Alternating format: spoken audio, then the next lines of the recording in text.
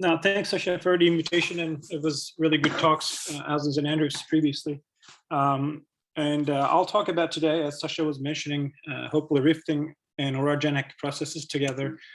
And in my first slide, I'd like to give a quick summary of those. I like those because if people don't want to stay long, and at least they have some take-home messages. The idea of post-orogenic extension, as I mentioned it, and Andrew did too a bit. You have an orogenic formation and you have sometimes subduction, but those post-orogenic extension or orogenic processes itself may lead to some extension. In that talk, I'd like to give some examples, mainly from the Mediterranean. Our understanding of these back arc basins, right? That was one of the key things in the topic of this talk today. Back arc basins are typically formed by the retreat of the trench, which is a very kinematic description of how we explain these back arc, both in Pacific, Western United States, and the Mediterranean. But some of these results I'll share today, only two of them, I'll show it right today, but over hundreds of experiments, I come up with the conclusion that you need some sort of a removal in the back arc or an arc itself, like along the Cordilleran or Mediterranean, to get to very high rates of extension as we see in the Mediterranean today, and some sort of subsidence. So these two processes interplay each other, and then they both work in tandem to cause higher amount of extension and rifting. Going back to our premier case study in the Mediterranean, right? Everyone is so interested in the Mediterranean. What happens? This is from Claudio Ficenna's reconstruction. Mediterranean basin started to form about late Oligocene, about 35 million years ago, due to the retreat of these slabs, whether they're linked or not, but there's definitely some sort of a component of a retreat going on, both in the west and the east. About 20 million years ago, this Valencia basin has been started to get formed due to the southward retreat of this subduction Algerian slab and the Alboran one. Pannonian basin started to form, today's Hungary and Romania in the eastern Mediterranean and the Aegean itself. About 15 million years ago, with respect to the Afro-Arabian plates, slower convergence, you start to open up this Ligura Provincial on Valencia, so as more so in Pannonian towards the eastward motion of the plate of this Alcapa block. And finally, the Aegean basin start to form today. So if you have looking at a very quick snapshot of the Mediterranean by looking at tomography, I know those tomographies are very useful. This is relatively an older one, but quite useful one. They all suggest in the large regions of these back arc basins, we see relatively slow seismic tomography results, seismic velocity anomalies.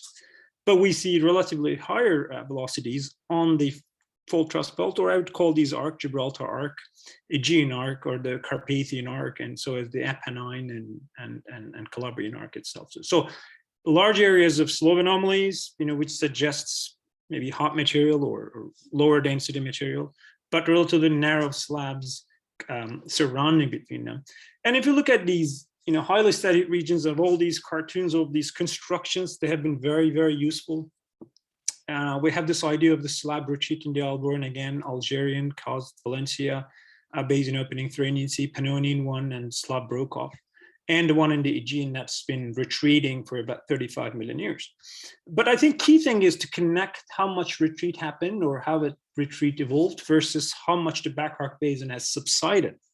I mean, it's interesting to know how much they're subsided. This is a compilation by Tadashi, Masaki, and Randall Stephenson. They compiled various of those, and some of those Pacific, which I didn't put them. Along the Mediterranean, you get very rapid surface subsidence, right? These are all well equilibrated or calibrated with respect to static sea level changes and so on. But the tectonic subsidence is pretty much goes very rapid at the beginning, and then they go slow. So with respect to that extension, we presume that a lot of these subsidences are controlled by the extension. The subsidence rates can go as high as 3 kilometers, or even so, I didn't put the Ligura Provincial, but maybe 5 kilometers, right? That's about 30 million years. So those are quite rapid vertical motions, vertical subsidence. So we know the mountains can be formed really rapidly, like in the Andes or Tibet, in a very high rates of uplift, but you can have in the Mediterranean, this premier case, relatively rapid subsidences may be formed in the back arc. So going back to our critical questions, large areas of, geophysics suggests these basins, the back arc basins are hot, and large areas of slope anomalies. Are they only caused by extension? Probably. But you have in about relatively slower time scale, I'm repeating myself now, the rapid vertical displacement or subsidences, at least 2 kilometers or higher stretching factors. You know, in the Pannonian Basin, stretching factors in the mantle lithosphere could be higher than 2 or even 3. And the magmatism, this is key thing too, because the magmatism, even people suggested plume upwellings for the cause of the anorogenic or intraplate volcanism in various parts of the Mediterranean or other parts and around the, you know, disruption of the slabs and things like that. But you get really high rate of extension and subsidence. So, you know, I come from a field geologist background, but I'm quite interested in the models. So I've been using these models to describe large scale tectonic processes. This is a numerical code developed by a Canadian group, Philip Fulsack and Chris Beaumont. And I got Ross Piskovic's help to set up some of these experiments. And my initial motivation was, you know, try to set up a very simple numerical model to let this Burckhardt lithosphere extended by imposing a plate convergence about 1 centimeter, relatively small.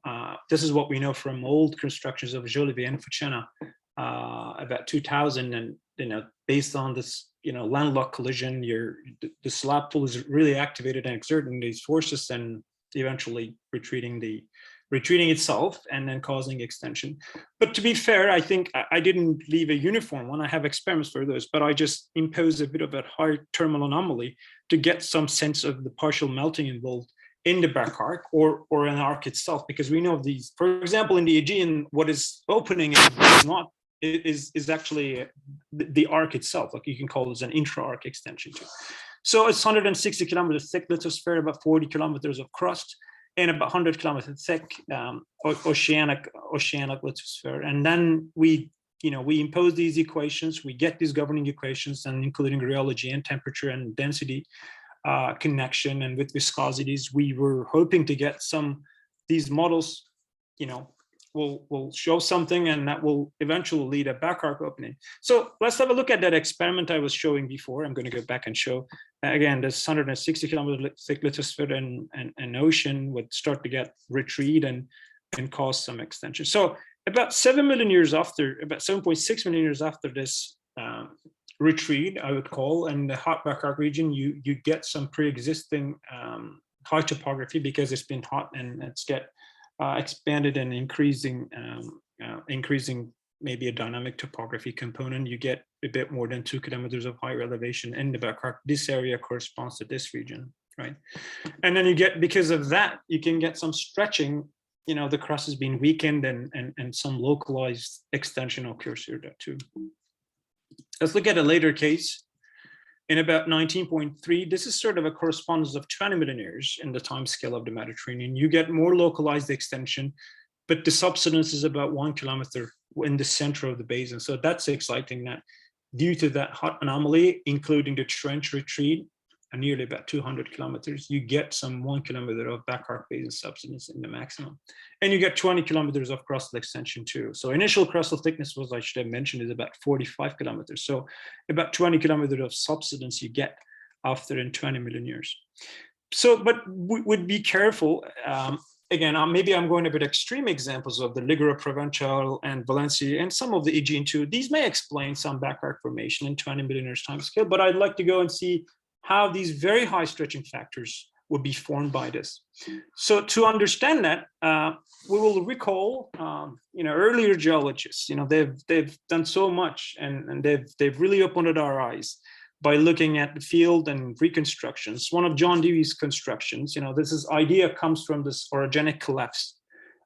When the orogens, later on, and earlier on, it was with Peter Molnar and colleagues suggest this high GPEs eventually lead to and high potential energies actually can like similar into Tibet, can lead to the surrounding melts yield. So you have some sort of a very thick and high topography, and then that topography will start to get released because of the potential energy will be released too. The idea, was mainly used for the Alps, or even in Tibet. You have breaches, and you have these fixed boundary conditions that it would slide on the boundaries. That was the general understanding of, anytime I go read papers, extensional collapse, orogenic collapse, I think they mean the same thing. This was some of the denotion of this tectonics of orogenic tectonic mode switching from shortening and extension. But I think the idea is a bit more complicated, including the lithospheric piece too. So these are the type of models that I've been doing: lithospheric drips, lithospheric delamination, you can call. You get some shortening because these drips are pulling down the crust. And then eventually when you release these forces and with mantle upwelling, some shear traction going on too, you get some extension, right? You know, in the superficial level, you get this breaches, nice examples, but in the deeper level, your lithosphere is being exposed, your crust is being exposed to high stretching by the mantle upwelling, and it's being extended too. You know, let's go back to our back arc problem, high rate of extension. How are we going to resolve this problem? So I've removed portions of the back arc initially and included that high anomaly, you know, added up this removal material in these experiments and to see how the experiments would evolve with that removed portion and this high temperature anomaly included. So you're at 10 minutes now. Okay, thank you, Sasha. So let's have a look at that experiment result. Okay, as you would predict, these experiments go a bit much faster because of that removed material. You get more extension at the beginning. You have the subsidence going on. Again, this region corresponds to back arc region. That is relatively a maximum subsidence going on because of this stretching by the flow and the potential energy loss too. The extension is develops more rapidly in 7.9, I think. 7.6 million years, and in about 19.3 million years, there you go. You get this high rate of maximum extension is maximum subsidence is actually more than 1.5 kilometers. I mean, these are the numbers I was hoping to get by looking at some of these results, especially by looking at the observations, which typical retreat, only retreat, do not really correspond, do not really explain that. And in the center of, this is the crustal thickness, and in the center of these back arcs, you get your crust highly thin, right? As thin as 15 kilometers. I know in various parts of the Mediterranean, you get ocean basin opening through. So I'll show a very preliminary sort of an example of this Western Anatolia one, the Aegean, beautiful Aegean example of a slab rollback. So there's north-south extension about 2 centimeters per year. This area looks very much like basin range for those of you who have experience on field work. I got to see basin range. I see a lot of these interests with this detachment faulting and exhumation and stuff too. So you get an extension in this, in the Menderes Massif core complex. You get some very high rate of thinning in the Aegean. This is this beautiful detachment fault I've been keep repeating as low angle normal faulting that there's a package of sedimentary rocks that deposited on top of it. So if you compare our tomography and with the models, I think it has a point by looking at this higher velocity anomaly in the Aegean has been driving the extension. We pretty much know this. This is not a new thing that I'm telling you today, but on the margin of the Western Anatolia, you get a slab broken off.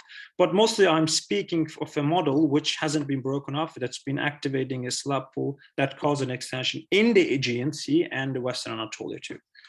If you look at the topography variation from the Sea of Crete or Cyclades, Sea of Crete is relatively south, all the way to Mediterranean, you get an increasing topographic elevation, very high rate of subsidence, more than 2, and beta factors at least about 2. So, you know, these are a bit exemplifying these Mediterranean examples or the Aegean I would like to repeat, but I've been gaining more interest, you know, people are showing more interest in these results for the Pacific, especially this North China craton puzzling and itself these very rapid removal and anataxic magmatism in the North China region.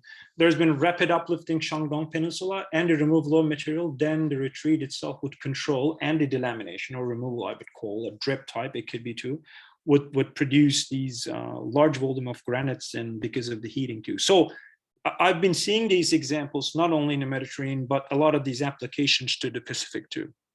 I'm going to repeat my initial summary talk now for those of your interest. I only show you 2 models here because I've over probably at least a couple of hundreds of those. But I can, you know, I'd be happy to share this. This work was published in Geology in 2015. You can email me or you can have a look at this. What is interesting in that, and there's only 3 experiments in that too.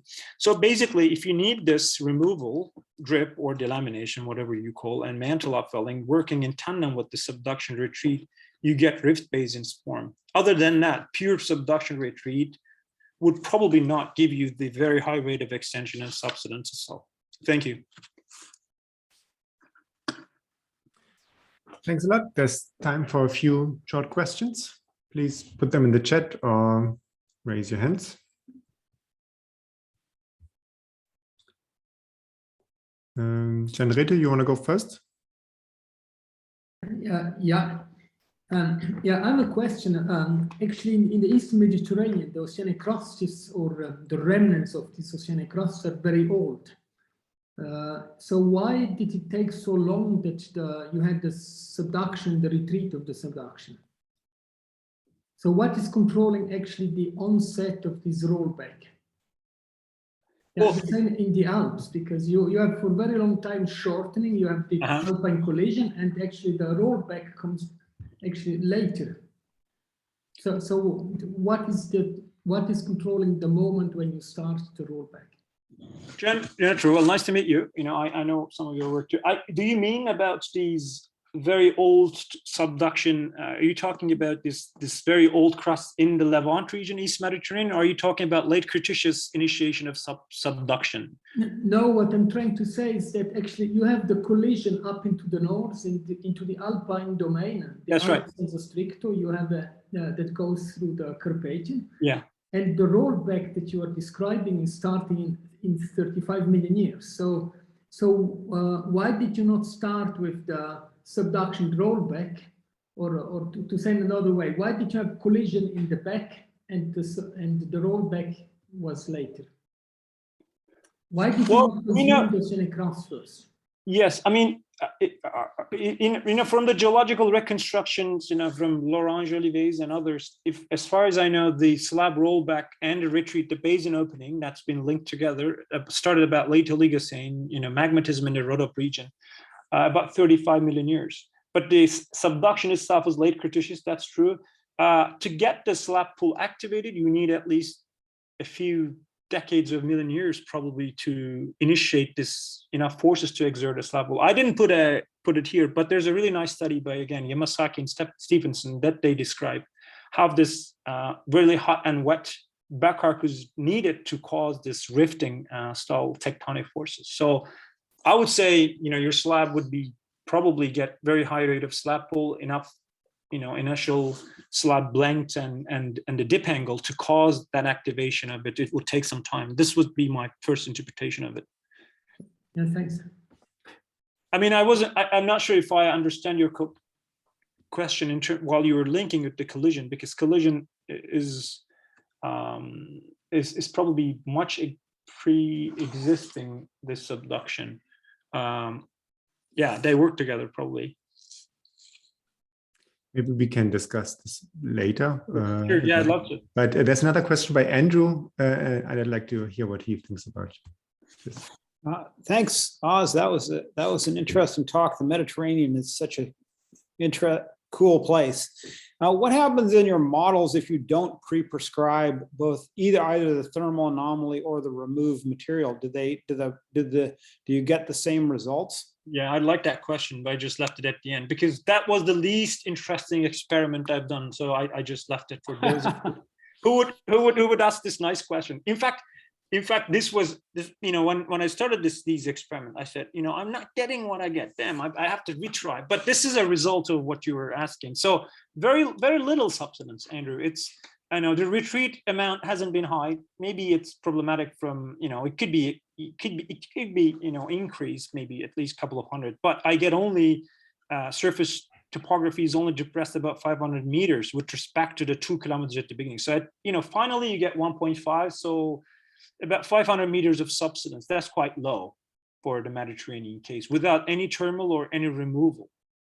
But keep that in mind, these models do not have very high rate of retreat, trench retreat. And in the Mediterranean, that retreat can go from 200 to 800 kilometers. And these are only nearly 200 kilometers. So I'm a bit of a lower end. That may be the factor why it's causing very low rate of subsidence and the stretching, only a couple of 10 kilometers of stretching, right? That's really, really, really short for the Mediterranean. But this was the least interesting, again, experiment, which made me think there needs to be done something, a pre-existing tectonics to cause what? To cause some high rate of extension. So if I may just follow up, what causes the thermal anomaly or what causes the removal? Because that seems like that's something that already exists prior to the model, the attempts to model that subsidence. Yeah, I mean, this is what I get again. It's any type of this. What it teaches me when I've been doing models, it's good to go to read the older papers. I wouldn't say too old, but it's good to talk to geologists. They go on the field and they say, they give us at least long-term tectonics. So why put this post-orogenic, removal? What causes it? I think this goes back to the idea of, again, John Dewey's and other people. The orogens may go phases of shortening and extension, and one way of doing it is removing the lithosphere.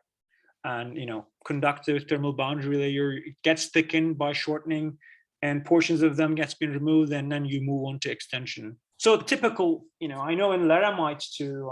I think it was done for Western United States from Laramite shortening event to the Cenozoic back arc extension in Western United States. People suggested some sort of these ideas of removal to get the tectonic mode shortening too.